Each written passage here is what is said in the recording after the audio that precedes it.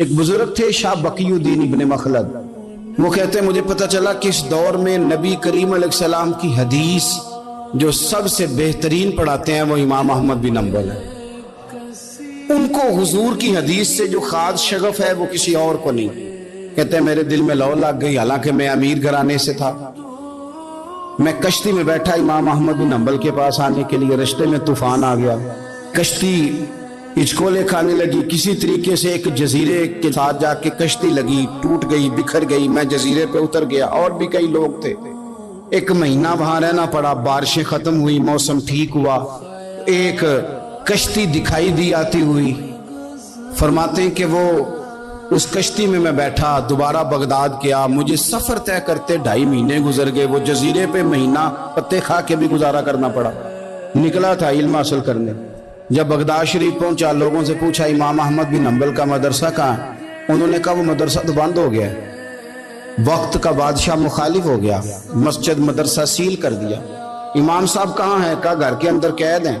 ان کے گھر کو سب جیل بنا دیا، چاروں جانب پولیس کھڑی، اور ویسے بھی بغداد میں کرفیو، ہر چوک چوراہے میں پولیس والے کھڑے۔ شاہ بقیُدین کہتے اتنا کچھ سننے کے باوجود بھی میرا جذبہ ٹھنڈا نہیں ہوا۔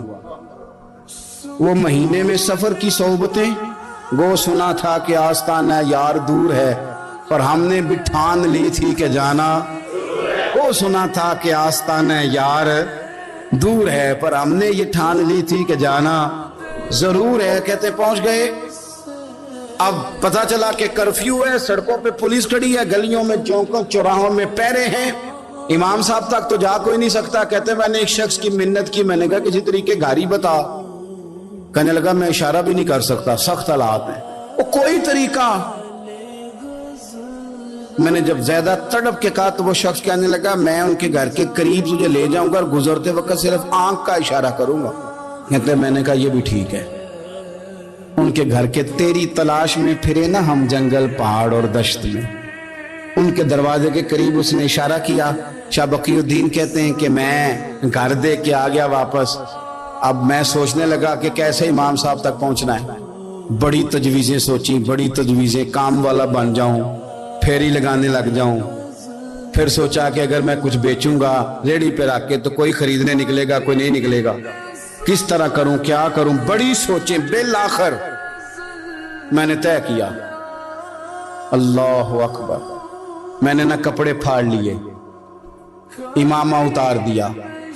فرماتے ہیں کہ ایک پیالہ مٹی کا خرید کے گلے میں رسی سے باندھ لیا، اور امام احمد بن حنبل کی 3 گلیوں پیچھے میں نے دروازہ دروازہ صدا لگانی شروع کی، فقیر ہوں، اللہ کے نام پہ لینے آیا ہوں۔ کہتے ہیں ایک ایک دینار مانگتے مانگتے مانگتے مانگتے آزم یار منون دی خاطر اساں کی پیز وٹائے۔ کہتے ہیں مانگتے مانگتے نا میں امام احمد بن حنبل کے دروازے تک آیا، امیر گھر کا بچہ تھا، بڑے پیسے جیب میں ہوتے تھے۔ امام کے دروازے پہ صدا لگائی، کوئی ہے اللہ کے نام پہ دینے والا؟ کہتے ہیں وہ نور بھرا دروازہ کھلا، ایک گورے مکھڑے والا، سفید داڑھی والا، سونے امامے والا، چمکدار آنکھیں، نورانی شباہت۔ کہتے امام احمد بن حنبل باہر آئے، اور جیسے ایک دینار میرے پیالے میں ڈالنے لگے تو میں نے ہاتھ چوم کے کہا سونیا تیرے قربان جاؤں، میں دینار لینے نہیں آیا، محمد عربی کی حدیثیں سننے آیا ہوں۔ کہتے امام کی بھی آنکھیں کھل گئی، کہنے لگے اس حال میں آزم یار مناؤن دی خاطر اساں کی پیس بٹائے۔ کہا حضور کیا کرتا، یہی ایک طریقہ رہ گیا تھا، میں تو کہاں سے چلا ہوں، کہاں پہنچا ہوں، کیا کروں؟ امام صاحب فرمانے لگے پھر میں بھی بڑے دنوں سے پریشان تھا، کوئی سیکھنے والا نہیں مل رہا تھا، تو مل گیا۔ کہنے لگا حضور میں روز آ جاؤں فقیر بن کے، آپ جتنا چاہیں 2 4 5 منٹ میں مجھے حدیثیں سنا دیں، میں اگلے دن یاد کر آیا کروں۔ کہتے 2 سال لگ گئے، شاگرد کہاں ملیں گے ایسے، کہاں مرید ملیں گے، گزر گیا دور۔ کہتے ہیں کہ میں نہ ہر روز فقیر بن کے جاتا، 3 گلیاں پیچھے مانگنا شروع کرتا، کچھ شک نہ کرے، 2 سال دروازے پہ جاتا، آگے پیالہ کرتا، امام ایک دینار ڈالتے اور مصطفیٰ کی حدیثیں سناتے۔ کہتے ہیں حالات بدل گئے، 2 سال کے بعد حکومت بدل گئی، امام کا مدرسہ بحال ہو گیا، رش ہو گیا، بادشاہ بڑا عقیدت مند تھا، جو نیا آیا اس نے بڑا کر کے ادارہ بنا کے دیا. جس دن میں گیا تو رش لگا ہوا تھا. کہتے حالات بدلے تو ہم نے بھی کپڑے بدلے، ہم نے بھی کپڑے بدلے، ہم نے بھی دوبارہ سے دستار باندھی. اور کہتے بڑے لوگ بیٹھے ہوئے تھے، میں جب داخل ہوا نا تو امام اٹھ کے کھڑے ہوئے. آپ فرمانے لگے پتر ادھر آ، تو آگے آ کے بیٹھ. لوگ دین سیکھنے آتے ہیں، تو فقیر بن کے مانگنے آیا تھا. اور میں بھی باقیوں کو پڑھایا کرتا تھا، تجھے میں دیا کرتا تھا. اور اب باقی پڑھا کریں گے، تجھے دیا جائے گا. اور آج تجھے سینے سے نکال کے دیا کروں گا. زمانے بدل گئے، حالات بدل گئے. وہ شخص چلا گیا، کون حکمران تھا کون نہیں تھا، لیکن استاد شاگرد کے ادب کی داستان قیامت تک باقی رہے. یہ قیامت، جب طبیعتوں میں احترام ہوتا ہے، جب ادب ہوتا ہے. آپ کو پتہ ہے نبی پاک صلی اللہ علیہ وسلم کو یہ ادب کتنا پیارا ہے. نبی پاک علیہ السلام اس احترام کے جذبے کو کتنا پسند کرتے ہیں. اللہ کے پیارے رسول صلی اللہ تعالیٰ علیہ وسلم اس جذبہ احترام سے کتنے راضی ہوتے ہیں. حضور کس قدر زیادہ چاہتے ہیں کہ میری امت ادب والی بنے. نبی پاک علیہ السلام ادب والے لوگوں کے بارے میں اتنے راضی ہیں، اتنے راضی ہیں، اتنے خوش ہیں. حضور اتنا نوازتے ہیں. میں نے یہ حدیث پڑھی تو یوں لگا کہ جیسے روح وجد کرنے لگی ہے. بہقی میں امام بہقی نے لکھی ہے، اللہ کے پیارے رسول علیہ السلام فرماتے ہیں جو چھوٹے پر شفقت کرے اور بڑے کا احترام کرے، اللہ اسے جنت میں میری سنگت عطا فرمائے گا. یہ میرے قرب کا ذریعہ ہے، یہ چیز میرا قرب ملے گا. شرط یہ ہے کہ ادب والے بن کے آؤ، احترام والے بن کے آؤ. کبھی بھی سوء ادب نہ کریں، کبھی کسی مقام پر بے ادبی نہ کریں. آپ اپنا ذائقہ کبھی تبدیل نہ کریں. امام احمد بن نمبر لے کے دے گا، وضو کر رہے تھے. ایک شخص کہتا ہے میں نے ساری زندگی گناہوں میں گزار دی تھی.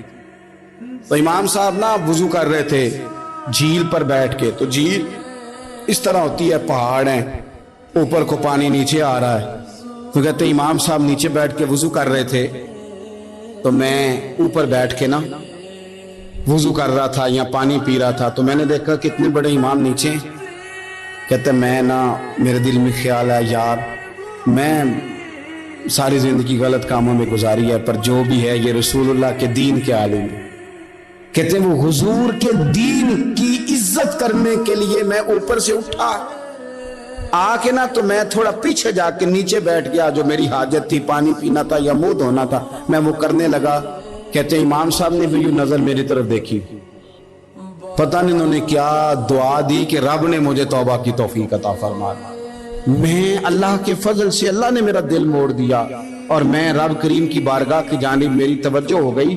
خدا نے مجھے اس ادب کی برکت سے اپنی بارگاہ کی طرف اللہ تبارک و تعالیٰ نے مجھے موڑ لیا. بے ادبی تو بندے کو کفر تک لے جاتی ہے، بے ادبی تو کفر تک لے جاتی ہے. اگر بندہ بے ادب ہوتا اللہ رسول کی بے ادبی تک پہنچ جائے تو دور نکل گیا. لیکن یہاں باقاعدہ بے ادبی کو پروموٹ کیا جا رہا ہے. کبھی بھی بے ادب نہ بنے، ادب والے رہیں، ادب والے بن کے جئیں، ادب والے بن کے دنیا سے جائیں. وہ درویش نے کہا تھا کہ بے ادباں مقصود نہ حاصل، نہ درگاہ ٹوئی، بانج ادب دے محمد بخشا، توڑ نہیں چڑھیا کوئی. آخر دعوا یا ان الحمدللہ رب العالمین. عزیز دوستو، کچھ چیزیں ایسی ہوتی ہیں جن کی معاشرے کے اندر ضرورت ہمیشہ موجود رہتی ہے. اگر وہ چیزیں معاشرے سے نکال دی جائیں تو معاشرہ قائم تو رہتا ہے لیکن پھیکا سا ہو جاتا ہے. یوں محسوس ہوتا ہے کہ جس طرح کچھ چیزیں زمین کا، معاشرے کا نمک ہیں. اگر وہ موجود نہیں ہوں گی تو سارے مسالہ جات اور ساری تیاری کے باوجود سوسائٹی میں چیزیں بدمزہ ہو جائیں گی. انہی چیزوں میں سے ایک چیز ادب ہے. ادب اگر معاشرے سے نکال دیا جائے تو چیزیں پھیکی ہو جائیں گی. اپنا اصل حسن چیزوں کا گدلا ہو جائے گا. بادب لوگ جو ہوتے ہیں وہ دوسروں کو عزت دے دیتے ہیں اور اپنے اخلاق کو بلند کر لیتے ہیں۔ جب آپ کسی کا احترام کر رہے ہوتے ہیں تو آپ اسی کو نہیں کچھ دے رہے ہوتے، آپ اپنی عظمت کا بھی اظہار کر رہے ہوتے ہیں۔ کسی کو عزت دیتے وقت آپ کے اخلاق کا بھی پتہ چل رہا ہوتا ہے۔ اخلاقی قدریں مضبوط ہوتی ہیں احترام کرنے سے۔ مذہب اسلام اتنا سونا ہے، اتنا پیارا ہے، یہ دین اتنا ٹھنڈا اور اتنا میٹھا ہے کہ دھرتی کے سارے حسن سمیٹ کر اگر ایک لفظ بنایا جائے تو وہ دین اسلام بنتا ہے۔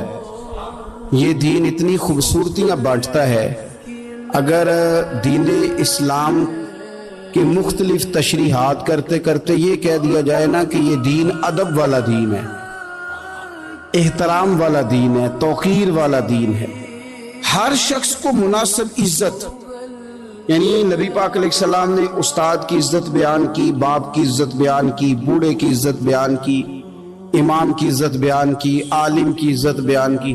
کچھ بھی نہیں تھا، بالکل ان پڑھ تھا، سادہ تھا، پر مزدوری کر رہا تھا، حلال کما رہا تھا، ہاتھوں پہ چھالے تھے، قربان جائیں۔ میرے محبوب نے فرمایا یہ جو حلال کما رہا ہے نا یہ بھی اللہ کا دوست ہے۔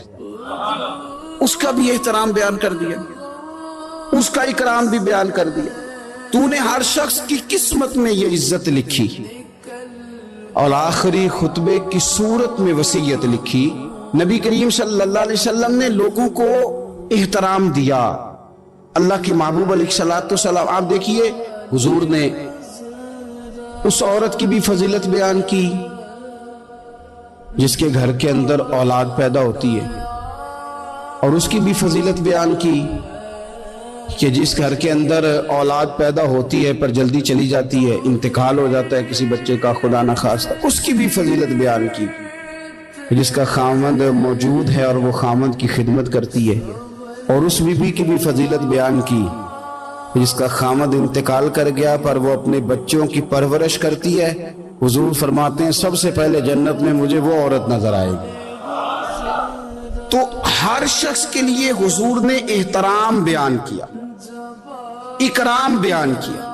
ہم نے چونکہ بدگمانیاں پیدا کرنی شروع کر لی ہیں تو معاشرے کے اندر بسنے والے لوگوں کے بارے میں ہمارے دلوں میں مختلف وسوسے آ جاتے ہیں، مختلف وسوسے۔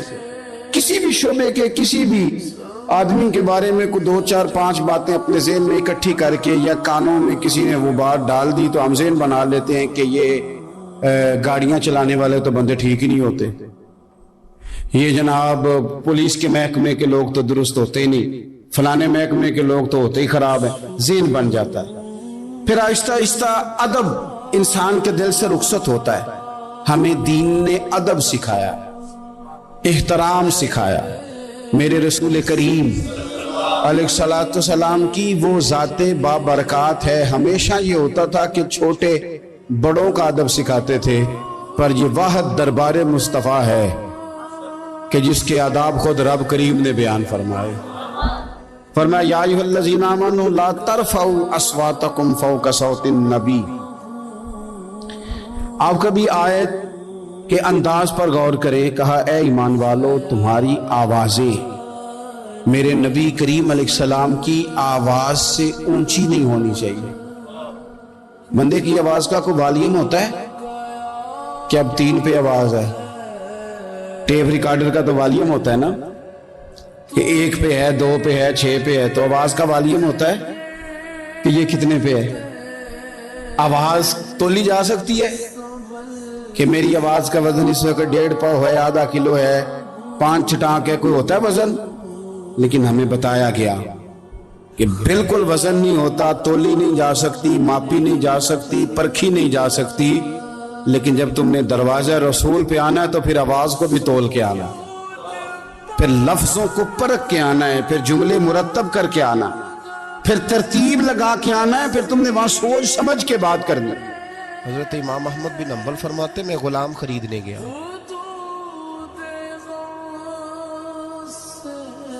اس نے میرے ساتھ شرط رکھی کہ حضور آپ مجھے خرید کے لے جانے ہیں، میری شرط یہ ہے کہ میں دن کو آپ کی ڈیوٹی کروں گا، رات کو نہیں کروں گا۔ فرماتے میں لے آیا، گھر لا کے میں نے پوچھا تیرا نام کیا ہے؟ कहने लगा हुजूर गुलामों का नाम नहीं होता, खाएगा क्या? हुजूर गुलामों की चाहत नहीं होती, जिस नाम से पुकारोगे आ जाऊंगा, जो दोगे खा लूंगा। कहा किस कमरे में रहोगे? कहा हुजूर गुलामों के नखरे नहीं होते। कहते मैंने कहा फिर भी ये कमरे हैं, पसंद कर लो। एक टूटा फूटा सा कमरा उसने पसंद कर लिया। इमाम अहमद बिन हंबल फरमाते मैं उसे काम बताता पर इतनी मेहनत से करता कि कमाल कर देता, मेरे इशारे समझता। एक दिन मैं तहज्जुद के वक्त उठा, उसके कमरे में गया तो वो तौबा तौबा पुकार रहा था। सुनो वलियों की तौबा। फरमाते उसके कमरे से चीखने की, या अल्लाह माफ कर दे, या अल्लाह माफ कर दे, अल्लाह माफी दे दे। तड़प रहा है, रो रहा है। और इमाम अहमद बिन हंबल फरमाते हाल ये है कि उसके कमरे से लेकर आसमान तक नूर ही नूर फैला हुआ है, नूर ही नूर। और वो रोता है, या अल्लाह माफ कर दे, या अल्लाह माफ कर दे। फरमाते मैं सोचने लगा माफी किस चीज की मांग रहा है। फरमाते वो खुद ही बोला, और माफी देखो भाई, तौबा देखो अल्लाह वालों की। कहने लगा ए अल्लाह मैं तेरा बंदा हूं, तूने जिंदगी दी, नेमत दी, आंखें दी, कान दिए, सांसें चलाई, बगैर मांगे सारा कुछ दिया। चाहिए तो ये था कि मैं दिन रात तेरी बारगाह में झुका रहता, पर मुझे माफ कर दे। मेरे ऊपर इमाम अहमद बिन हंबल के भी हुकूक है, मेरे मालिक का भी हक है, इसलिए मैं दिन सारा इबादत नहीं कर सकता, बस 5 नमाजें पढ़ सकता हूँ। रात में जागता रहता हूँ तेरे हुजूर। अल्लाह वो जो सारा दिन मैं इबादत नहीं ना कर पाता, मुझे माफ कर दे। खुदाया मेरी गलती माफ कर दे, अल्लाह मुझे बख्श दे। और राती सारी कर कर जारी, नींद अखां थी धोंदे, फजरे ओही गुनाहगार का आवन। सब तो नहीं, या अल्लाह चाहिए था मैं 24 घंटे सजदे करता, बख्श दे, ये मेरी खता माफ कर दे। सावन की काली रातों में जब बूंदाबांदी होती है, वो रातों को उठ उठ रोते, जब खलकत सारी सोती है। और दरवेश कहने लगे रात पवे ते बेदर्दानू नींद प्यारी आवे, दर्द मंदानू याद सजन दी सुते अमियान जगावे। या अल्लाह माफ कर दे, मैं सारा दिन सजदे नहीं कर पाता, सारा दिन लंबी न माफी दे दे। ये तौबा है अल्लाह वालों की। इमाम अहमद बिन हंबल फरमाते फजर के वक्त वो मेरे साथ मस्जिद गया, मैंने उसका चेहरा देखा, मैं उसको कोने में ले गया। मैंने कहा जा तू अल्लाह की रजा के लिए आजाद है, जा मैं अपने हक माफ करता हूं, मकान तेरे पास रहेगा, खाना तुझे मिलेगा, तू आजाद है। उसने कहा हुजूर हुआ क्या, हुआ क्या? हमारी तो ख्वाहिश है ना कि बंदा उस वक्त मिलने आए जब मैं तस्बीह पढ़ रहा हूं, कोई उस वक्त घर पहुंचे जब मैं सजदे में हूं, लोगों को पता चले बड़ा नेक है, बड़ा नमाजी है। उस वक्त किसी की नजर पड़े जब मैं बिल्कुल कुरान पाक पे बैठा हूं। फरमाते हैं जब मैंने कहा ना तू आजाद है, तो कहने लगा हुजूर क्या हुआ? फरमाने लगे रात मैंने तेरी तौबा देख ली है, तौबा देख ली। इमाम साहब फरमाते वो फिर तड़प के रोया, सजदे में सर रखा, तूने ये क्या अजब किया, मुझको भी फाश कर दिया। मैं ही तो एक राज था सीना कायनात में, मैं सिरापा मखज़न राज था, मैं रहा था मुद्दतों राज में। ये तेरा शौक के दीद कशा कशा मुझे भी खींच लाया मजाज में। ए अल्लाह पर्दा ही खोल दिया है तूने। ये इबादतें, ये तौबा, ये रियाजतें, ये तेरा मेरा राज था। अल्लाह तूने पर्दे ही खोल दिए, मेहरबानी कर मुझे पर्दा पोशी अता फरमा। अल्लाह माफ कर दे, मुझे पर्दा पोशी अता कर। हजरत इमाम अहमद बिन हंबल फरमाते हैं सजदे में ही उसने बुलंद आवाज से अल्लाहु अकबर कहा, फिर वो गिरा, उसकी रूह परवाज कर गई, परवाज कर गई, चला गया, रुखसत हो गया। ये आशिक का जनाजा है, जरा धूम से निकले, महबूब की गलियों से जरा घूम के निकले। ओ भाई इस बात पे भी तौबा है कि या अल्लाह मैं सारा दिन नफल नहीं पिए, ये अल्लाह के वलियों की तौबा। सारा कुछ कर करा के ना, सारा कुछ कर करा के फिर भी माफी, ड्यूटियां करके सारी फिर भी माफी, या अल्लाह माफ कर दे। सारा दिन इबादत करके फिर भी कहते अल्लाह बख्श दे। वो नेकोकार होने के बावजूद तौबा करते हैं, यहाँ गुनाहगार डटे हुए, डट गए। तौबा بندے کو اللہ کے قریب کر دیتی ہے۔ ہم لوگ کہتے ہیں گناہ ہوں گے تو توبہ کریں گے نا، اور ہمارے زمانے میں تو گناہ گار ہیں ہی نہیں، سارے نیکوکار ہیں اللہ ماشاءاللہ۔ اور اس وقت مدینے اور مکے میں اس ہمارے زمانے میں مدینے اور مکے میں جس آدمی کی فقہ پہ عمل کیا جاتا ہے وہ امام احمد بن حنبل ہے۔ گویا اس وقت بھی مکے اور مدینے میں جن کا فتویٰ چلتا ہے وہ امام احمد بن حنبل ہے۔ بہت بڑے امام تھے، مسند امام احمد بن حنبل 14 جلدوں میں میرے پاس ان کی حدیث کی کتاب ہے۔ کیا بات تھی اس شخص کی، بہت بڑے امام تھے، لاکھوں حدیثیں زبانی یاد تھی، اور بغداد سارا ان سے فتوے لیتا تھا۔ امام صاحب سے کسی نے پوچھا حضور کبھی پریشان بھی ہوئے فتویٰ دیتے؟ فرمانے لگے ایک بی بی آئی تھی مسئلہ پوچھنے، بڑا پریشان کر گئی۔ ایک بی بی مسئلہ پوچھنے آئی، بڑا پریشان کر گئی۔ لوگوں نے کہا حضور بی بی؟ فرمانے لگے میں نے گھر کے اندر جگہ بنائی ہوئی تھی، ایک پردہ لٹکتا تھا، اس طرف میں بیٹھتا تھا، اس طرف اگر کوئی عورت مسئلہ پوچھنے آتی تو پردے کے اس پار بیٹھ کے وہ بات کرتی۔ روٹین میں عورتیں طلاق کے مسائل، گھر کے چھوٹے موٹے جو جھگڑے ہوتے تھے ان پر سوالات پوچھتی تھی۔ میرے خاوند نے مجھے یوں کہہ دیا ہے تو اس کا کیا حل ہے؟ تو میرے بیٹے نے مجھے آ کے بتایا کہ ایک بوڑھی عورت آئی ہے باہر مسئلہ پوچھنے، توجہ کرنا ذرا بات پر، اور خاص غور کرنا کہ عرض کرنے لگا ہوں۔ فرماتے میرے بیٹے نے بتایا کہ ابا جی بوڑھی سی عورت ہے، وہ کہتی ہے میں نے امام صاحب سے سوال پوچھنا ہے۔ فرماتے پردے کے پیچھے بٹھایا، میں بھی بیٹھ گیا تو بی بی آئی اور جچے تلے لفظوں میں فٹافٹ اس نے بات شروع کر دی۔ عورت کو حکم ہے غیر محرم سے بات کرے تو میٹھے انداز میں نہ کرے، میٹھے انداز میں۔ مرد کے لیے بھی حکم ہے بیویوں سے گفتگو کرے تو اس طرح کے جملوں میں نہ کرے جس سے توجہ پیدا ہو، موٹی سی دو حرفی بات کرے۔ یہ سارے میرے بھائی ان چیزوں کا دھیان رکھا کرے۔ عورت غیر محرم کے ساتھ میٹھی گفتگو کرنا، دلوں میں کجی پیدا ہو، یہ منع ہے۔ امام صاحب فرماتے بوڑھی تھی پر اس نے بات چھیڑی پردے کے پیچھے بیٹھ کے، تو بڑے جچے تلے 2-3 جملوں میں کہنے لگی امام صاحب مسئلہ پوچھنا ہے۔ فرمایا پوچھو۔ کہتے میں بڑا تیار تھا اور میں اللہ نے بڑا علم سے انہیں نوازا تھا، کہتے میں پریشان کبھی نہیں ہوا تھا، لیکن یہ بی بی پریشان کر گئی۔ یہ متقی لوگ تھے۔ فرماتے ہیں میں نے کہا بی بی پوچھو۔ کہنے لگی حضور میں نا محنت کی کمائی سے روٹی کھاتی ہوں، چرخہ رکھا ہوا ہے، سوت کاٹ کے اس کی کمائی کھاتی ہوں، سارا دن مزدوری کرتی ہوں، کبھی کبھی کام رہ جاتا ہے تو 14ویں کے چاند کی روشنی میں چھت پہ بیٹھ جاتی ہوں تو چرخہ کاٹتی ہوں۔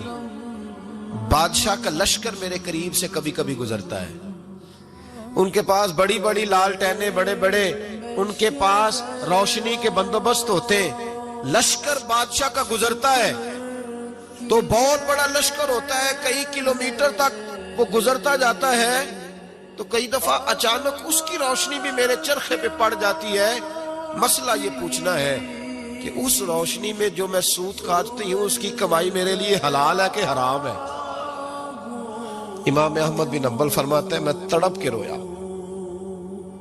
بی بی تو کبھی کسی نے پوچھا ہی نہیں، اتنی باریک۔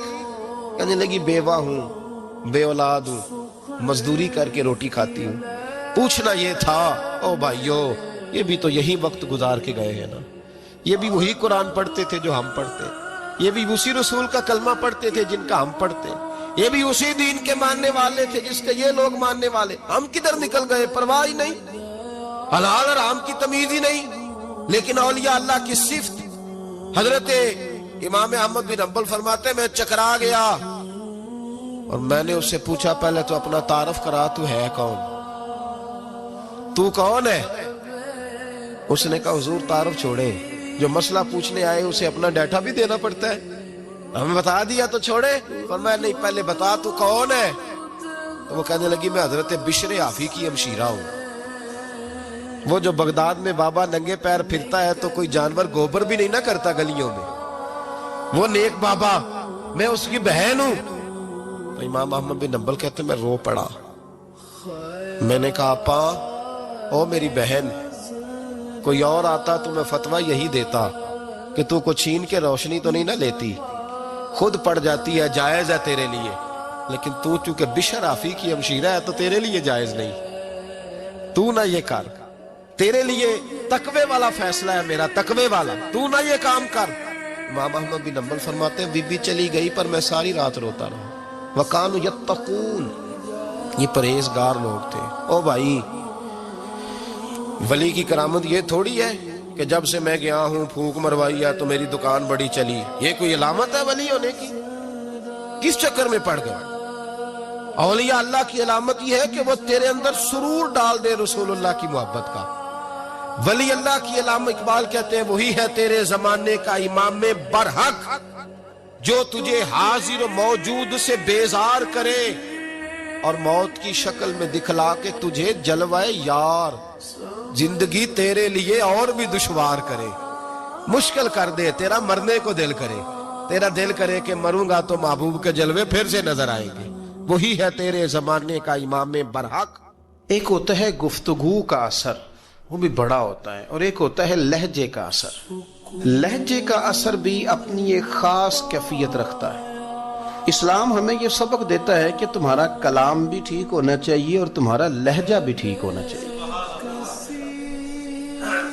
کچھ لوگ گفتگو اس طرح کرتے ہیں کہ اگر ان کے جملوں کے معنی تلاش کیے جائیں تو وہ معنی ٹھیک ہوتے ہیں، انہوں نے جو جملہ بولا ہے وہ جملہ درست ہے، پر جو ان کا لہجہ تھا نا وہ لہجہ ٹھیک نہیں تھا۔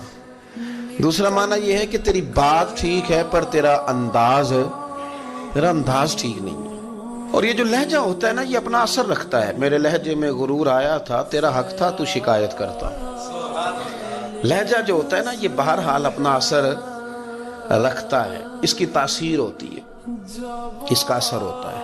اور یہ چھوٹا بچہ جو 8 مہینے سال کا بچہ نا، چھوٹا، اس کے ساتھ اگر آپ گفتگو کر رہے ہیں، اس کے ساتھ آپ پیار کر رہے ہیں، چھوٹے بچے کی بات کر رہا ہوں، چھوٹا بچہ ہے، سال یا سال بھر سے کم عمر ہے، آپ نے اس کے رخسار پہ ہلکا سا مارا ہے، ہلکا سا، لیکن جب مارا ہے تو ہنستے ہوئے مارا ہے۔ آپ ہنس رہے تھے جب آپ نے مارا تو بچہ بھی ہنس پڑتا ہے، لیکن آپ نے اس کے چہرے پہ مارا ہے، مارا اتنی زور سے ہی ہے پر مارا غصے کے ساتھ، وہ رو پڑتا ہے۔ وہ بھائی تھوڑی دیر پہلے تجھے مارا تھا ہنس کے تو ہنس پڑا تھا، تیری عمر تو ہے سال، اور سال سے کم، سال سے زیادہ، ابھی تو چل نہیں پا رہا۔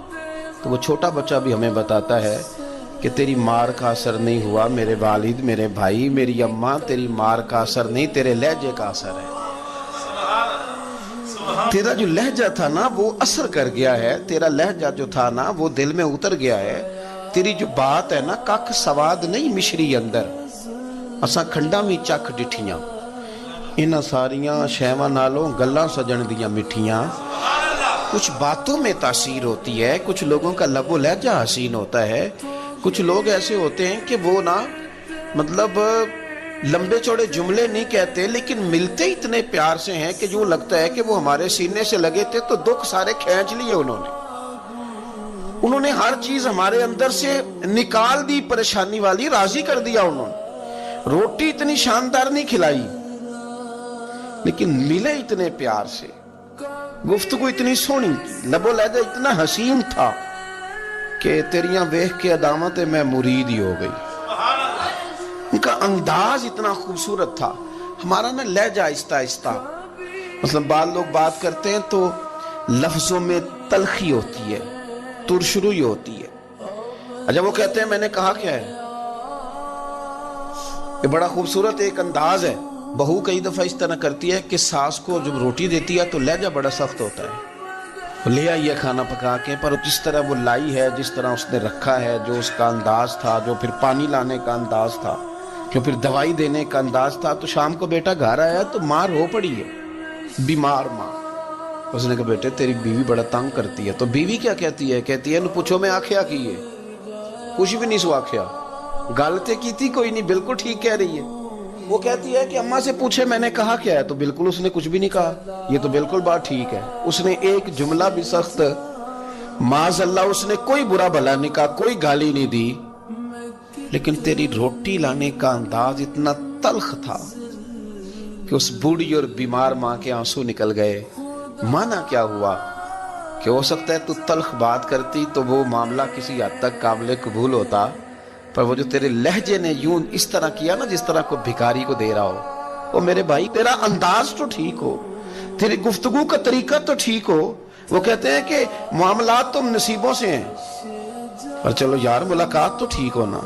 کچھ لوگ ایسے ہوتے ہیں کہ ایک لمحہ مل جائیں تو ان کی ملاقات کی یاد کبھی دوبارہ آئے نا تو وہ یاد بھی بندے کے دکھ سارے دور کر جاتی ہے، طبیعت کو تازہ کر جاتی ہے. حضرت امام مالک کہتے ہیں میں غریب کا بیٹا تھا. اکثر دین پڑھنے والے غریبوں کے بیٹے ہوتے ہیں. امیروں کے بچے ایف ایس سی پڑھتے ہیں، بی ایس سی پڑھتے ہیں، ٹیکنالوجی پڑھتے ہیں. غریبوں کے بچے دین پڑھتے ہیں اور پھر امیروں کو ممبریاں ملتی ہیں. غریبوں کے بچوں کو اللہ ممبر عطا فرماتا ہے، مصلی رسول اللہ دیتا ہے. حضرت سیدنا امام ابو مالک فرماتے ہیں میں غریب کا بیٹا تھا اور میری 6-7 بہنیں، میں اکیلا بھائی تھا. آپ فرماتے ہیں میرے ابا جی فوت ہو گئے. میری امی پکڑ کے مجھے ایک دھوبی کی دکان پہ لے گئی، کہنے لگی اسے کپڑے دھونے کا طریقہ بتا دے، سلیقہ سمجھا دے، یہ بھی ایک چھوٹی سی لانڈری کی دکان کھول لے گا، میری بیٹیوں کا پیٹ پالے گا. دھوبی کہنے لگا ٹھیک ہے، میں 2-3 درہم بھی دوں گا مہینے کے، اور جب کام سیکھ جائے گا تو تنخواہ بڑھ جائے گی. امام ابو مالک رحمت اللہ علیہ فرماتے ہیں میں بہنوں کے لیے روزی کمانے نکلا، میں بیوہ ماں کے سر پہ بوجھ اتارنے کے لیے نکلا، میں غربت کے عالم میں نکلا. رستے میں امام اعظم کا مدرسہ تھا. فرماتے میں وہاں چمکتے چہرے دیکھتا، لیکن اپنی غربت کو دیکھ کے میں آگے بڑھ جاتا، پریشان ہوتا کہ میں کیسے علم حاصل کروں گا. آپ فرماتے امام صاحب مجھے اکثر دیکھتے. ایک دن امام اعظم باہر نکلے، مجھے کھڑے ہوئے دیکھا تو قریب بلایا، سینے سے لگایا، ماتھا چوما. کیا نام ہے؟ میں نے کہا ابو مالک میرا نام ہے. کہا تمہیں پڑھنے کا شوق ہے؟ کہا بڑا شوق ہے. کہنے لگے چل آ جا پڑھا کر، آ جا مدرسے میں پڑھا کر. کہتے میں سارا دن وہاں پڑھتا، گھر سے کام کرنے آتا، سارا دن امام اعظم کے پاس پڑھتا رہتا. مہینہ آیا تو میری اماں کہنے لگی تنخواہ لاؤ. میں نے کہا امی جی تنخواہ تو وہ دے گا جو ڈیوٹی پہ جاتا ہو، میں تو پڑھنے جاتا ہوں. کہتے اماں گھر سے نکلی اور بڑے غصے کے ساتھ نکلی، کہنے لگی مولوی نے میرا بچہ خراب کر دیا، میرا بچہ خراب کر دیا. میں کام پہ بھیجتی تھی، اس نے کس چکر میں ڈال دیا؟ مسلوں سے بھی کبھی پیٹ بھرا ہے، کام بھی تو کرنے چاہیے نا. کہتے امام اعظم کے سامنے کھڑی ہوئی. امام صاحب بڑے امیر کبیر آدمی، اربوں خربوں پتی تھی، اور پھر اتنے بڑے عالم فقیر، سارا بغداد، سارا کوفہ، سارا مصر سلوٹ کرتا ہے. بی بی آئی اور تیز جملے عورتوں کا طریقہ ہوتا ہے. کہنے لگی مولوی تیری سفید داڑھی، تیرا اتنا نام، تجھے خیال ہی نہیں آیا؟ میں بیوہ عورت ہوں، تو نے میرا بچہ خراب کر ڈالا، میری یتیم بچیاں روٹی کہاں سے کھائیں گی؟ مسئلہ سے بھی کبھی پیٹ بھرا ہے؟ کہتی اتنے سخت جملے کہے، پر قربان جاؤ امام اعظم سنتے رہے اور مسکراتے رہے. کہنے لگے میری غلطی ہے، میری غلطی ہے، میری غلطی ہے. بی بی بھول گیا تھا، غلطی ہو گئی. بی بی کہتے تیری امام صاحب سنتے رہے. جب غصہ اتر گیا تو کہنے لگے اماں تیرا غصہ اتر گیا ہے؟ اتر گیا ہے. کہنے لگے تیرا بیٹا بڑا نیک ہے، تیرا بیٹا بڑا لائق ہے، تو اسے پڑھنے دے. کہنے لگے چپ کر دے مولوی، یہ پڑھے گا تو میں روٹی کہاں سے کھاؤں گی؟ امام صاحب کہنے لگے مجھے بتائے گی تیرے گھر کا خرچہ کتنا ہے؟ اس نے ایک لفظ تو ہے 3 دینار کا، ایک روایت ایسے بھی لکھی ہے بزرگوں نے. کہنے لگی 40 درہم ہے.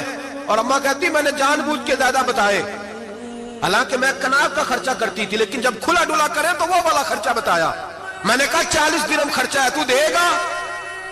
تو کہتے امام اعظم کہنے لگے اماں تجھے لینے نہیں آنا پڑے گا، پہلی سے پہلے تیرے گھر میں پہنچ جایا کریں گے، یکم سے پہلے آئیں گے. او بھائیو کہاں استاد ملتے ہیں، کہاں استاد ملتے ہیں، کہاں وہ لوگ ملتے ہیں جو دعائیں مانگتے، التجائے کرتے، پیار کرتے. گزر گیا وہ دور. اب تو سوٹ لینے کا دور ہے، مٹھائیاں لینے کا دور ہے، ہاتھ ڈلوانے کا دور آیا ہے. اب کون پوچھتا ہے؟ اب تو پوچھتے ہیں تو میرے لیے کیا لایا ہے. حضرت سیدنا امام اعظم ابو حنیفہ رحمت اللہ علیہ 1 دن نہیں، 2 دن نہیں، 4 دن نہیں، 5 مہینے نہیں، 20 سال تک، کہنا آسان، بولنا آسان، سننا آسان، 20 سال تک امام ابو مالک کے گھر میں خرچہ دیتے رہے، وہ پڑھتے رہے. اماں کہنے لگی تو میرے بیٹے کو لگا تو لیا ہے تو پڑھ کے بنے گا کیا؟ حضرت امام اعظم فرمانے لگے بادشاہوں کے تخت پر بیٹھ کر بادشاہوں کے ساتھ کھانے کھایا کرے گا، ان کے ساتھ بیٹھ کے حلوہ کھائے گا، وقت آئے گا تو دیکھے گی. کہتے ہیں میرے امام انتقال کر گئے، وقت بیت گیا. ہارون رشید نے مجھے بلایا بغداد میں اور کہا میں آپ کو چیف جسٹس بنانے لگا ہوں. کہتے ہیں میں خوشی سے سجدے کرنے لگا، میں چیف جسٹس بنا. میں نے اپنی اماں کو خط لکھا کہ اماں بغداد آ جا، تیرے بیٹے کو اللہ نے بڑی شان عطا کر دی ہے. فرماتے ہیں ہارون رشید کی بیوی بڑی اولیاء کی، علماء کی بڑی فرما بردار تھی، محبت کرنے والی تھی. اس نے حلوہ بنا کے بھیجا، کھانا بنا کے بھیجا. ہارون رشید تخت پہ بیٹھ کے کھانے لگا تو کہنے لگا امام صاحب آپ بھی یہیں آ جائیں میرے ساتھ. کہتے ایک کونے میں وہ بیٹھ گیا، ایک میں بیٹھ گیا، بیچ میں کھانا رکھ لیا، اتنی دیر میں میری اماں بھی پہنچ گئی، 2 لقمے کھائے تھے کہ اماں آ گئی۔ جب اماں نے مجھے تخت پہ بیٹھے دیکھا، ایک یتیم، ایک لاوارث، ایک بن باپ کا بچہ، وہ کل تک جو بہنوں کے لیے 4 دینار نہیں لا سکتا تھا، تخت پہ بیٹھ کے جب روٹی کھاتے دیکھا تو اماں تڑپ گئی، روئی، چیخیں ماری۔ میں نے کہا اماں کیا ہوا؟ کہنے لگی بیٹا مجھے تیرا استاد یاد آ گیا ہے، اس نے کئی سال پہلے کہا تھا اسے دین کا علم پڑھنے دے، اسے فقیہ بننے دے، یہ بہت آگے جائے گا۔ دیکھ آج اللہ نے تجھے کتنی شان عطا کی ہے۔ کہا بیٹا یہ کمال تیرا نہیں، یہ امام اعظم ابو حنیفہ کا کمال ہے، یہ ان کا کمال ہے جنہوں نے تمہیں یہاں تک پہنچایا۔ میرے بھائی اپنی پوری زندگی حضرت امام اعظم ابو حنیفہ نے۔ آج تو اساتذہ کرام، اساتذہ مجھ سے ایک ٹیچر کہنے لگے حضرت جی دل نہیں لگتا، بے سکونی سی ہے، کچھ بتلائیں۔ تو میں نے کہا کلاس میں کوئی یتیم بچہ ڈھونڈ لیں، کوئی لاوارث بچہ ڈھونڈیں، اس کی وردی اپنے ذمے لے لیں، کتابیں اپنے ذمے لے لیں، اس کا خرچہ اپنے ذمے لے لیں، روز جیب میں ٹافیاں ڈال کے جایا کرے کہ غریب کو دینی ہے۔ پر میں 2 مہینے یہ والا وظیفہ بھی پڑھ کے دیکھے، اللہ آپ کو سکون عطا کرے گا۔ یہ بھی کہنے لگے بڑی ٹھنڈک ہوئی ہے، بڑا سکون ملا ہے، بڑی تابعداری۔ میں نے کہا آپ لفظوں سے سکون چاہتے ہیں، وہ لوگ خدمت کر کے سکون لیتے۔ کوفے کا ایک امیر آدمی تھا، پھر غریب ہو گیا۔ غریب، غربت بڑی پریشانی ہے، بڑی پریشانی، بڑی آزمائش۔ غریب بیوقوف اس لیے ہوتا ہے کہ اس کی جیب میں پیسے نہیں ہوتے۔ غریب مجبور اس لیے ہوتا ہے کہ اس کے پاس ہوتا کچھ نہیں نا، تو ساری آزمائشیں کٹھی آ جاتی۔ غریب آدمی تھا، محنت مزدوری کرتا لیکن پوری نہ ہوتی۔ وہ کہتا ایک دن گلی میں ککڑی بیچنے والا آیا، تو میری ایک بیٹی تھی چھوٹی سی، باقی بچے بڑے تھے، چھوٹی ضد کرنے لگی، کہنے لگی ککڑی کھانی ہے، ککڑی۔ کہتے میں پریشان ہو گیا، دل ٹوٹ گیا، بیٹی نے سوال کیا ہے۔ فرماتے میں نے سوچا کس کے پاس جاؤں، کسی اور کے پاس مجھے سمجھ نہ آیا، میں سیدھا امام اعظم کے پاس چلا گیا۔ یہ شخص ہے جو مجھے دے گا بھی اور میرا پردہ بھی رکھے گا، مجھے دے گا بھی اور میرا، بولیے، میرا یہ پردہ بھی رکھے گا، یہ رسوا نہیں کرے گا، یہ فوٹو نہیں کھچائے گا، یہ فوٹو کھچا کے پہلے دن فیس بک پہ نہیں لگائے گا کہ میں غریبوں میں تھیلے بانٹ رہا ہوں، یہ اسی وقت اخبار والوں کو نہیں بلائے گا ایک تھیلا اور 6 اخباروں میں تصویریں، یہ اس طرح نہیں خیرات دے۔ حضرت امام اعظم کے پاس گیا تو فرماتے رش بہت زیادہ تھا، میں امام صاحب سے بات ہی نہ کر سکا، واپس آ گیا۔ امام صاحب نے بندہ بھیجا، فرمایا پتہ کر یہ بندہ کسی ضرورت کے لیے آیا تھا، رش کی وجہ سے بات نہیں کر پایا۔ کہتے واپس میرے پیچھے بندہ بھیجا، وہ میرے گھر تک آیا، گھر آ کے اس کو حالات کا پتہ چل گیا، واپس گیا۔ کہتے ہیں 3 تھیلیاں اشرفیوں کی بھر کے امام اعظم لائے اور خود آئے اور رات کے اندھیرے میں آئے اور مجھے تھیلیاں دے کے نا تو میرے آگے ہاتھ باندھ دیے۔ میں نے کہا حضور ہاتھ کیوں باندھتے ہیں؟ آپ فرمانے لگے یار دکھ اس بات کا ہے کہ تو میرا پڑوسی تھا اور تیری غربت کا مجھے پتہ ہی نہیں چلا، تو میرے علاقے کا تھا اور میں نے سوچا ہی نہیں، میرا اپنا تھا مجھے خیال ہی نہیں آیا۔ فرمایا معاف کر دے، میری شکایت نہ کرنا کہ یہ میری طرف توجہ نہیں کرتا۔ علم بھی تھا، عمل کا نور بھی تھا، تقوی کا حسن بھی تھا، غریب کی مدد کا جذبہ بھی تھا۔ آج لوگوں پر مال کا فتنہ سوار ہوتا ہے، سب پر نہیں لیکن زیادہ لوگوں پر۔ جیسے جیسے مال آتا جاتا ہے ویسے ویسے عقل بھی آتی جاتی ہے، ویسے ویسے سیانے بھی ہوتے جاتے ہیں۔ کہتے ہیں وہ بھی کمائے، وہ بھی کرے، میں تو ٹیکنیکلی بڑا ہوں، میں عقل مندی میں بڑی، نہ بہن کی فکر رہتی ہے، نہ بھانجوں کی فکر رہتی ہے، نہ رشتہ دار کی فکر رہتی ہے، نہ دائیں بائیں کچھ دیکھتے ہیں۔ لوگ جیسے جیسے پاورفل ہوتے جاتے ہیں، ہٹتے جاتے ہیں، کٹتے جاتے ہیں، امیروں سے گرانے لگتے جاتے ہیں، آگے کی طرف دیکھتے جاتے ہیں۔ امام اعظم ابو حنیفہ رحمۃ اللہ علیہ نے ساری زندگی پیار کیا، محبت بانٹی، علم، فقاہت، تقوی، روشنی۔ آج لوگوں کو علم ہوتا ہے پر علم کا نور نہیں ہوتا، ہمیں بہت ساری باتوں کا پتہ ہوتا ہے پر وہ باتیں ہمارے لفظوں میں ہوتی ہیں، ہم اس کے حسن سے آگاہ۔ اور اگر میں یہ کہہ دوں کہ ہمیں ان باتوں پر یقین کامل نہیں ہوتا، کہہ رہے ہوتے ہیں، ہم سمجھتے ہیں، بڑی باتیں کرتے ہیں، لیکن ان باتوں کے پیچھے جو عمل کا جذبہ ہے وہ پھیکا ہوتا ہے۔ امام اعظم ابو حنیفہ رحمۃ اللہ تعالی علیہ جتنے بڑے عالم تھے اتنا ہی بڑا خوف تھا اللہ کا دل میں، اتنا ہی بڑا خوف تھا۔ ایک آدمی کہتا ہے میں نے امام صاحب سے مسئلہ پوچھنا تھا، میں نے عشاء کی نماز امام صاحب کے پیچھے پڑھی، کتنی لوگ باتیں سنتے ہیں، اس کا اثر کتنا لیتے ہیں، لیکن امام صاحب رحمۃ اللہ علیہ کا طریقہ کیا تھا؟ کہتے میں نے امام صاحب کے ساتھ نماز پڑھی مسجد میں، تو قاری صاحب نے قرآن پڑھا، اذا زلزلت الارض زلزالہا واخرجت الارض اثقالہا، فرماتے ہیں آخری 2 آیتیں پڑھی، فمن یعمل مثقال ذرۃ خیرا یرہ ومن یعمل مثقال ذرۃ شرا یرہ۔ اللہ فرماتے ہیں میں قیامت کے دن تیرے ذرے ذرے کا حساب کروں گا، ذرہ برابر نیکی ہوئی تو تیرے سامنے آئی, ذرہ برابر گناہ ہوا تو تیرے کس کے برابر جی, وہ کتنا ہوتا ہے ریت کا ایک ذرہ, اس کے برابر بھی گناہ ہوا تو تیرے سامنے, یہ اللہ کہہ دیا ہے. تو ایسا انشاءاللہ ہو کے رہے گا. اللہ ایک دفعہ دکھائے گا. دعا فرمائے اللہ ہمیں معافی عطا فرمائے, اللہ ہم سے درگزر فرمائے, اللہ ہمیں بخشے ہوئے میں شامل فرمائے. یہ آیت امام صاحب نے سنی تو کہتے ہیں میں نمازی سارے چلے گئے تو امام صاحب بیٹھے اور یوں نہ اپنی داڑھی پکڑ لی, چراغ ٹمٹما رہا, کہتے ہیں داڑھی پکڑ لی اور امام صاحب بیٹھے. میں نے کہا کہ کسی محویت کے عالم میں ہے, سوچ میں, چلے میں تھوڑی دیر میں آتا ہوں. کہتے ہیں میں 2 گھنٹے کے بعد آیا تو امام صاحب ایسے بیٹھے ہیں داڑھی پکڑی ہوئی. میں نے کہا ٹھہر کے آتا ہوں. میں پھر 1-1.5 گھنٹے کے بعد گیا تو ویسے ہی بیٹھے. کہتے ہیں تہجد کا وقت ہو گیا, میں مسجد میں گیا تو چراغ ٹمٹمانے لگا, ختم ہونے کے قریب آ گیا. امام صاحب بیٹھے ہیں. اب میں نے دیکھا کہ آنکھیں آنسوؤں سے بھری ہوئی ہیں اور اپنی داڑھی پکڑ کے کھینچ رہے ہیں اور کہتے ہیں یا اللہ تو اگر ذرے ذرے کا حساب لے گا تو ابو حنیفہ تو الجھ جائے گا. اے اللہ تو ذرے ذرے کے بارے میں پوچھے گا تو میں تو نہیں جواب دے سکتا. خدا بندہ اس طرح کر, میرے ان سفید بالوں پہ رحم کھا. اے اللہ میرے بڑھاپے پہ مہربانی فرما, مجھ سے نہ ذرے ذرے کا پوچھنا, میں بڑا کمزور ہوں, میں نہیں جواب دے سکتا. مولا مجھ سے درگزر والا معاملہ کر. کہتے تڑپ رہے امام صاحب. فجر کی اذان ہوئی تو امام صاحب نے دائیں بائیں دیکھا, میں پیچھے کھڑا تھا. میں نے کہا حضور ساری رات ہی گزر گئی, آپ ایک آیت سن کے پریشان رہے اور میں روزانہ 20 تقریریں سنتا ہوں, درجنوں حدیثیں سنتا ہوں, مجھے تو اثر نہیں ہوتا.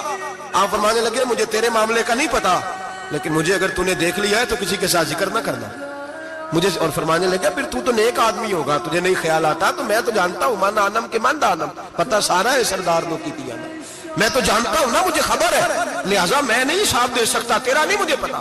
جتنا میرے بھائی علم زیادہ اتنا خوف بھی. حضرت عبداللہ ابن مسعود فرماتے ہیں زیادہ باتیں کرنے والا عالم نہیں ہوتا, اللہ سے زیادہ ڈر جانے والا عالم ہوتا ہے. جو آدمی لمبی چوڑی گفتگو کرے وہ فقیہ نہیں, وہ اللہ سے ڈرنے والا نہیں, بلکہ جس کو وہ بات کرے تو تھوڑی کرے, ڈر کے کرے, خوف کے ساتھ کرے. اللہ کی خشیت جس کے دل میں ہو وہ بڑا عالم ہوتا ہے. حضرت امام اعظم ابو حنیفہ رحمت اللہ علیہ مالدار تھے اور اپنے مال میں سے حصے نکالتے تھے. امام صاحب فرمایا کرتے تھے میں نے چند ہزار درہم رکھ دیے. حضور کس لیے؟ فرمایا لوگوں کو قرضہ دینے کے لیے. نبی پاک صلی اللہ علیہ وسلم نے فرمایا قرضہ لینے والے کو منع کیا ہے, فرمایا قرضہ ایک قید ہے, بغیر مجبوری کے نہ لینا. اب لینے والے بھی احتیاط نہیں کرتے, فٹافٹ قرضے کے پیچھے بھاگتے. بڑی مجبوری ہو تو قرضہ لیں, فرمایا مقروض قیدی ہوتا ہے, قرضہ لینے سے بچو. اور دینے والے کو کیا کہا؟ فرمایا اگر سامنے والا تنگ دست ہو نا, تنگ دست, تو اسے مہلت دو. جتنی تم مہلت دو گے اللہ اتنے پیسے روز صدقہ کرنے کا ثواب عطا فرمائے گا. اگر تنگ. ایک صاحب مجھے کہنے لگے, میں نے رمضان شریف میں نا قرضے کے حوالے سے یا کچھ عرصہ پہلے کسی موقع پر قرض کے حوالے سے کو بات کی. ایک صاحب مجھے کہنے لگے حضرت صاحب جیتے کسی کو لینا ہوئے نا 20,000 تو انہوں ترا کے لئی دے, تو جے 20 کروڑ لینا ہوئے تو پھر نہیں ترایا جاتا. میں نے کہا کیوں؟ کہنے لگے 20,000 والا بندہ ماڑا ہوتا ہے نا, جہاں 20 کروڑ کھا گیا بڑی مگرمچھ ہوتا ہے, انہوں ترایا جا سکتا. وہ دے کے بندے ترلے ہی کر دے لیندے چل بھائی کیویں دے سکنا. وہ جو 20,000 والا نا ماڑا بندہ انہوں کہنے تو دینے نے کہ تیرا بندوبست کریے, کہنے چل صاحب جمعرات لے آؤ کسی طریقے. جمعرات ماڑا ہے نا. نبی پاک نے کیا فرمایا؟ حضور نے فرمایا تجھے پتہ چل جائے کہ تنگ دست ہے تو مہلت دے, جتنے دن تو اس سے پیسے نہیں لے گا اتنے پیسے روز صدقہ کرنے کا ثواب دیا جائے. اب لوگ جو تگڑی موٹے مگرمچھ ہیں ان کو مہلت دیتے ہیں, وہ کہتے ہیں جا جتھو لب دے لے, پھر کہتے ہیں نہیں آپ بتائیں آپ کیسے دے سکتے. اور ماڑا بندہ انہیں 2,000 دینا ہے دکان کا, اس کو دکاندار کہتا ہے کل سائیکل لے کے تب گزرنا میرے آگے سے اگر پیسے دینے ہیں تو میں نے سائیکل رکھ لینا ہے. ڈرنا چاہیے اللہ پاک. ہمیں پتا ہوتا ہے سامنے والا غریب ہے, تنگ دست ہے, مجبور ہے, اسے مہلت دینی. امام صاحب کہتے ہیں میں نے کچھ پیسے رکھے ہوئے تھے, پس منظر یہ تھا کہ غریب لوگ آتے ہیں تو میں ان کی مدد کروں گا. امام اعظم ابو حنیفہ نے ایک بندے سے پیسے لینے تھے اور حال یہ تھا کہ آپ دھوپ میں کھڑے تھے, ساتھ اس بندے کا مکان تھا. لوگوں نے کہا حضرت دیوار کے سائے میں ہو جائے. فرمانے لگے اس سے پیسے لینے ہیں, اگر سائے میں کھڑا ہوا تو سود میں شمار ہو جائے گا, میں اس سے فائدہ نہیں لے سکتا. ایک بندے سے قرضہ لینا تھا, وہ آپ کو دیکھ کے گلی اور دوسری گلی میں چلا گیا, رستہ بدل گیا اور چھپ گیا. امام صاحب رونے لگے, کہنے لگے اے اللہ میں اتنا برا ہو گیا ہوں کہ تیرے بندے مجھ سے چھپنے لگے. اس کو ڈھونڈ کے لائے, کیوں چھپتا ہے؟ کہ حضور آپ کے پیسے دینے ہیں. آپ نے فرمایا جا میں نے اللہ کی رضا کے لیے معاف کیے, آج کے بعد چھپنا نہ. اس لیے میں نہیں چاہتا کہ تجھے کوفت ہو, تو میری طرف دیکھ کے چھپنے لگا ہے, میری طرف دیکھ کے. غریب تو بھائی گلیوں میں گھستے پھرتے ہیں کہ کوئی بندہ مل نہ جائے. मकरूज आदमी, पता उस वक्त चलता है तब खुदकुशी कर गया, पता उस वक्त चलता है, फिर लोग आते हैं उसके बच्चों को कहते हैं फिक्र न करना हम तेरे साथ है, तो उसके साथ होना था, इनका साया बच जाता। अब आए हो इमाम आजम अबू हनीफा रहमतुल्लाह ताला अलैह लोगों को सहूलत देते, आसानी देते, प्यार करते, मोहब्बत करते। हम लोगों का मिजाज ऐसा नहीं है, हमारे अखलाकियात के अंदर वो हुस्न नहीं जो हमारे बुजुर्ग हमें दे के गए। और फिर छोटी छोटे चल क्या हो गया, गाली दी है ना। मैंने देखा है साइकिल वाले की टक्कर अगर पजारो वाले के साथ हो जाए तो माफी साइकिल वाले ने मांगनी है, क्योंकि वो साइकिल पे बैठा है ना, उसकी गलती ये है कि वो साइकिल पे बैठा है, माफी साइकिल वाले ने मांगनी है, पजारो वाला नहीं मांगेगा। हो सकता है साइकिल वाला उठ के कहे जनाब मुझसे गलती हो गई, मुझे पता ही नहीं था कि आप थे, वरना मैं आपके आगे ना आता। साइकिल वाला मजबूर है क्योंकि उसके पास पजारो नहीं, और पजारो वाला तो शीशा नहीं नीचे करता, कहता धूप आएगी, गाड़ी बड़ी मुश्किल से ठंडी की है, नीचे उतर के मुलाजिम कहता है इसको पूछो अगर कोई 200-400 का नुकसान हुआ तो 500 दे दो। मिजाज है इमाम आजम अबू हनीफा रहमतुल्लाह अलैह आलिम, हुकूकुल इबाद का छोटी छोटी। आपके शागिर्दों में से किसी के चेहरे पर शिकन आता तो 20 बार पूछते कोई परेशानी है मेरे बेटे को, क्या हो गया। सारी जिंदगी सायादार शजर की तरह गुजारी, सारी जिंदगी शागिर्दों पर मुरीदों पर मोहब्बत का सायबान रहा, ठंडी छांव रही इमाम साहब की। इमाम आजम अबू हनीफा रहमतुल्लाह ताला अलैह गली से गुजर रहे थे, लकड़ी के जूते पहना करते थे, खड़ाओ। एक नौजवान बच्चे के पैर पे पैर आ गया तो कहने लगा इमाम अल्लाह से डर जा। ये लफ्ज गए तो इमाम साहब की चीख ही निकल गई, कई घंटे बेहोश रहे। लोगों ने कहा हुजूर क्या हुआ, फरमाने लगे तुमने सुना नहीं, छोटे छोटे जवान भी कहते हैं कि अबू हनीफा अल्लाह से नहीं डरता, अल्लाह की मखलूक कहती है नहीं डरता। अगर ये कह रहे हैं तो मेरा क्या बनेगा। कई दिन रोते गुजर गए, लोग उस बच्चे को लाए, आगे कहने लगा हुजूर आप तो परेशान हो गए, मैंने तो मुहावरतन कहा था, मुहावरतन कहा था कि आप अल्लाह से नहीं डरते। फरमाने लगे बेटे मुझे मुहावरों का नहीं पता, जब रब के खौफ का नाम आता है तो जुमले सीधे मेरे दिल से जाके टकराते, सीधे दिल से जाके टकराते। गली से गुजर रहे, लकड़ी के जूते पहने, खड़ाओ, बारिश है, कीचड़ है, एक दीवार के करीब से गुजरे तो थोड़ा सा कीचड़ उड़ के ना तो दीवार पे पड़ गया। यहाँ ट्राली वाला सारी दीवार तोड़ जाता है और कहता है चलो मैंने कौन सा जानबूझ के किया है। यहाँ लोगों का घर तोड़ जाते हैं, कहते हैं चलो बताओ कितना खर्चा आया था। फौरी तौर पे लोग मानने को तैयार ही नहीं। इमाम साहब के पैरों से, ये बारीकी समझे, ये हुकूकुल इबाद का मसला है, जो जानने वाले होते थे उनका ये तर्ज जिंदगी था। कीचड़ उड़ा पैरों से और एक आदमी की दीवार पे पड़ गया। इमाम साहब खड़े हैं, सोच रहे हैं करूं तो क्या करूं। शागिर्द साथ है, हजरत जी क्या परेशानी है। आप फरमाने लगे मैंने उसकी दीवार गंदी कर दी है, साफ ना करूं तो भी जुल्म है, और अगर साफ करूं तो दीवार कच्ची है, जब साफ करूंगा तो कुछ मिट्टी उतर जाएगी, तो किसी के घर की मिट्टी उतारना यह भी जुल्म है। अब मैं दो परेशानियों में उलझ गया हूं, किधर जाऊं। कहा हजरत जी फिर फरमाया इसके दरवाजे पर दस्तक दो। दरवाजे पर दस्तक दी तो जो बंदा बाहर आया वो मजूसी था, आग की पूजा करने वाला था। इमाम साहब कहने लगे मुझे जानते हो। कहने लगे हुजूर सारा कूफा जानता है, सारा बगदाद जानता है, सारी दुनिया जानती है आप मुसलमानों के इमाम हैं, लोग जानते। आपने फरमाया यार मुझसे गलती हो गई है। वो क्या। आप फरमाने लगे मैं अपने अंदाज में गुजर रहा था, बूढ़ा आदमी हूं, ख्याल नहीं आया, थोड़ा कीचड़ उड़ के तेरी दीवार पे लग गया है। मेरे भाई ये कोई फरिश्ते थोड़ी थे, यही जमीन पे बसने वाले लोग, एहतियात वाले लोग थे। हम लोगों ने पता नहीं अपना मिजाज इतना सख्त क्यों बना लिया है। कितने लोगों को लताड़ के, कितनी पगड़ियां उछाल के, कितने हुकूकुल इबाद जाया करके भी हम उसी तरह के मुतमईन है। कहां से तसल्ली लाते हैं हम, कहां से अपने आप को ठंडक देते हैं, कैसे अपने आप को हम सुकून दे लेते हैं किसी को तकलीफ देके। किस तरह सुकून की नींद आती है जब कोई परेशान होता है। क्यों हमारा दिल पत्थर हो गया। आला हज़रत फरमाया करते थे जा किसी से जाके इलाज करा, तेरे सीने में जो दिल धड़क रहा है वो सख्त हो गया, जा किसी से जाके इसकी दवाई खा, तुझे ख्याल ही नहीं आता तड़पते लोगों को देखकर, जा जाके इलाज करा, अगर ऐसे ही मर गया तो हालात तेरे हक में अच्छे नहीं होंगे। हजरत इमाम साहब तड़प रहे हैं और उस शख्स के सामने आहोजारी कर रहे हैं जो मजूसी भी है, गरीब भी है, कच्चे घर में रहता है। फरमाया यार बताओ क्या करूं।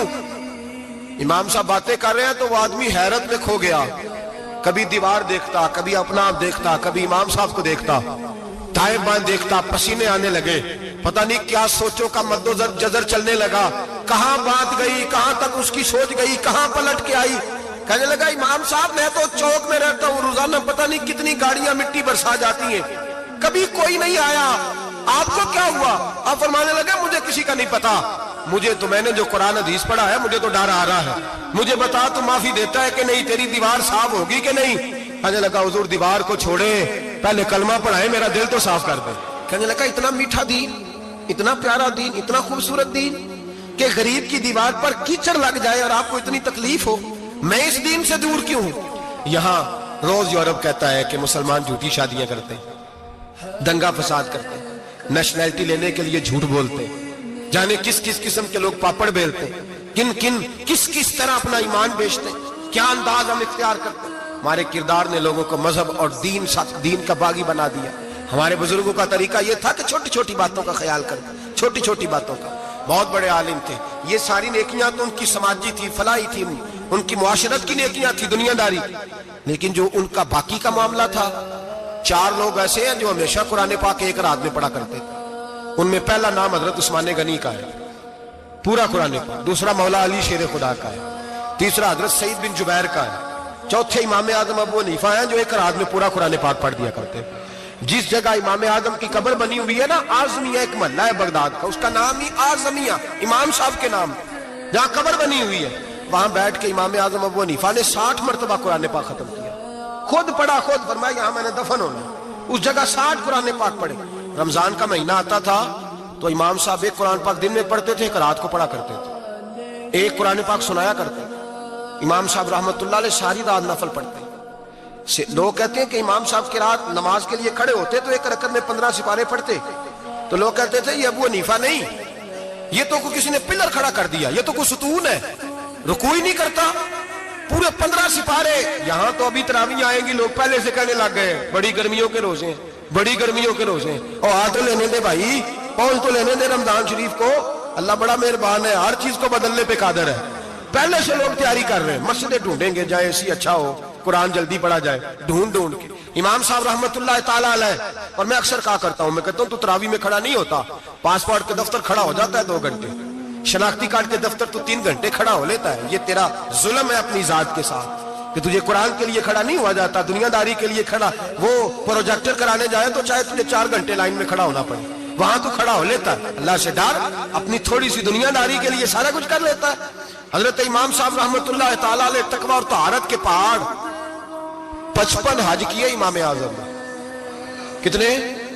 55 حج فرمائے. آج ایک مشقت والا کام ہے, جدوجہد والا کام ہے, جوان بھی تھک جاتے ہیں, کہتے ہیں بڑا مشکل ہے جی, اور یہ جتنا مرضی آسان ہو گیا قیامت تک اس نے مشکل ہی رہنا ہے, اس لیے کہ یہ ایک مجاہدہ ہے.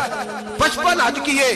آخری حج پہ گئے تو کعبے کے مجاور کو کہنے لگے ذرا کھول نہیں دیتے کعبے کا دروازہ, میرا اندر جانے کو دل کرتا ہے. اس نے دروازہ کھولا, اندر گئے تو کہنے لگے خدایا, 2 جملے کہے, کہنے لگے اے اللہ جتنا تو نے مال دیا تھا میں اتنا شکر نہیں ادا کر سکا, اور جتنا تو نے علم دیا تھا میں اتنا عمل نہیں کر سکا, اب بوڑھا ہو گیا ہوں, مہربانی کرنا مجھ سے درگزر والا معاملہ کر, اور اے اللہ اگر تو مجھے بتا دے کہ تو راضی یا ناراض ہے تو میں ذرا سکون سے مر جاؤں.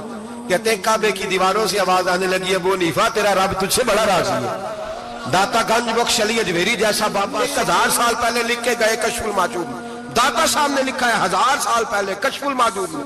داتا صاحب فرماتے ہیں میں حضرت بلال کی قبر پہ حاضری دینے گیا, یعنی 1000 سال پہلے کے مسلمان بھی قبروں پہ مزاروں پہ جایا کرتے تھے. داتا صاحب لکھتے کہتے ہیں ملک شام میں حضرت بلال حبشی کی قبر پہ حاضری دینے گیا, میں قبر پہ حاضری دے کے تو ساتھ لیٹ گیا, میری آنکھ لگ گئی, مجھے خواب میں نبی پاک کا دیدار نصیب ہوا. گویا حاضری حضرت بلال کی, اور برکت یہ کہ وہاں مجھے مصطفیٰ کا دیدار نصیب ہو رہا ہے. فرماتے ہیں نبی پاک میری خواب میں آئے, حضور نے ایک بوڑھے بابے کے گلے میں ہاتھ ڈالا ہوا ہے اور اپنے ساتھ چلا رہے ہیں. میں نے عرض کی یا رسول اللہ یہ کون ہے؟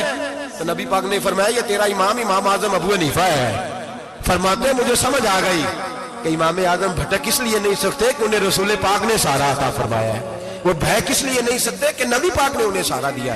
داتا گنج بخش علی اجمیری رحمت اللہ تعالی علیہ فرماتے ہیں کہ امام صاحب رحمت اللہ تعالی علیہ بہت بڑی شخصیت. امام اعظم کا پیغام کیا ہے؟ انہوں نے فقہ بنائی, دین پھیلایا, جتنی بھی میں نے باتیں سنائی سارا پیغام, ایک پیغام ہے امام صاحب. امام صاحب رحمت اللہ تعالی علیہ فرماتے ہیں کہ دین پر عمل کرنے والوں کو بھی کسی اچھی صحبت کی ضرورت ہوتی ہے. عمل کرنے والے کو آپ فرماتے ہیں کئی دفعہ عمل کرنے والے کا عمل بھی ٹوٹ جاتا ہے, استقامت نہیں رہتی. فرماتے ہیں اچھی صحبتیں تلاش کرو, ان کے پاس بیٹھا کرو, ورنہ ہو سکتا ہے جو عمل تم کر رہے ہو اس میں کمی آ جائے. جتنا نیک لوگوں سے رابطہ زیادہ رہتا ہے انسان کا دین پر عمل زیادہ رہتا ہے. جتنا نیک لوگوں سے پیچھے ہٹتا ہے اتنا دین سے. آپ فرمایا کرتے تھے اگر 2 سال نہ ہوتے جو میں نے امام جعفر صادق کی صحبت میں گزارے تو ابو حنیفہ ہلاک ہو جاتا. اپنے آپ کو رب کریم کے بندوں کے ساتھ لگا کے رکھیں, جوڑ کے رکھیں. اگر ہمارا رب کریم کے بندوں سے رشتہ رہے گا تو قرآن و سنت سے رشتہ رہے گا. اللہ تعالی ہمیں ان بزرگوں کے نقوش سیرت پر عمل کی توفیق عطا کرے. آخر دعوانا ان الحمدللہ رب العالمین.